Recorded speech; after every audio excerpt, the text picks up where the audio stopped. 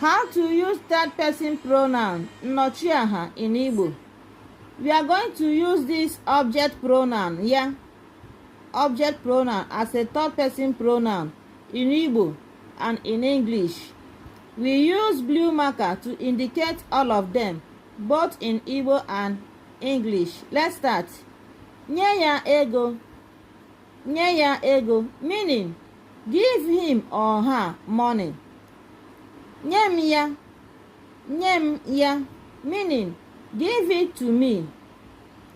Inyere ya ego. Inyere ya ego, meaning did you give her money? Enyere m ya. Enyere m ya, meaning yes, I gave it to her. Nye ya ego ọzọ.